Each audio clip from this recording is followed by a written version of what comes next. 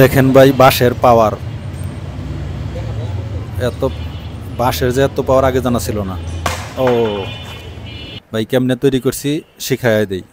আগে যারা এই যে মনে করেন আগের ভিডিওগুলো দেখেন নাই, আগের ভিডিও দেখে এই প্রিমিয়ার প্রো বিষয়ে ধারণা নিয়ে তারপর আসতে পারেন। প্রথমে ফাইলটা ইনপুট করব। এখন আমার কিছু ফুটেজটার মধ্যে কিছু বাজে ফুটেজ আছে, এগুলো ডিলিট করে দিব। তো এই অংশটাকে আমার দরকার নেই, কেটে ফেলে দিলাম। এখন আমার এইখান থেকে কিছু অংশ রাখতে হবে শুধু ব্যাকগ্রাউন্ড হিসেবে।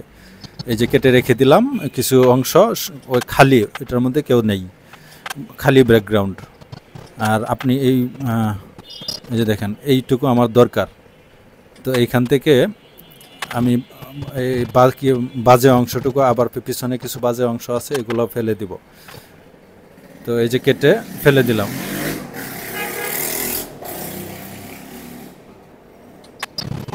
আচ্ছা, তো ওই যে দেখেন নিচে একটা লেয়ার আছে, উপরে একটা লেয়ার, ব্যাকগ্রাউন্ড লেয়ার আছে খালি, আর উপরেরটার মধ্যে আমি করতেছি। এই যে দেখেন অপাসিটির নিচ থেকে প্যান টুলটা নেবেন, আপনার ওই যে বাঁশ যেখানে আছে বাঁশ বরাবর একটা সোজা টান দিবেন, করবেন, ক্লিক করবেন, এটাকে চারপাশ ব্লক করে দিবেন, মানে ক্লোজ করে দিবেন।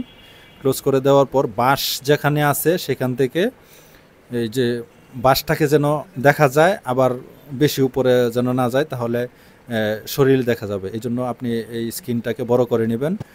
বড় করে দেখেন আমি এই কাজটা সূক্ষ্মভাবে করতে হবে, যেন বাঁশও কাটা না পড়ে এবং শরীরও দেখা না যায়। ঠিক আছে, আমি একটু টেনে দিচ্ছি। আমার অনেকটা সময় লেগেছিল সূক্ষ্মভাবে করতে, একটা একটা ফ্রেম করে আমি টেনে টেনে করেছি, এবং মিলানোর স্বার্থে অনেকটা করতে হয়েছে।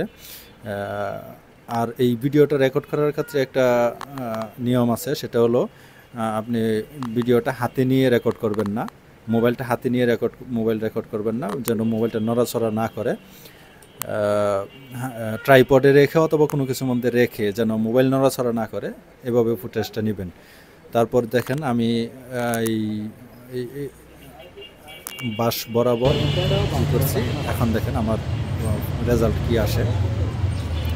এটার মধ্যে আরেকটু কাজ আছে, যদি কালার, আর আপনাদের এইগুলোর কালার কারেকশান দরকার পড়লে আগেই করে নেবেন। এখন দেখেন আউটপুট দিচ্ছি, একটা যে কোনো একটা নাম দিয়ে দিলাম, লোকেশান দেওয়া আছে, এই যে এক্সপোর্ট হয়ে যাবে। ধন্যবাদ।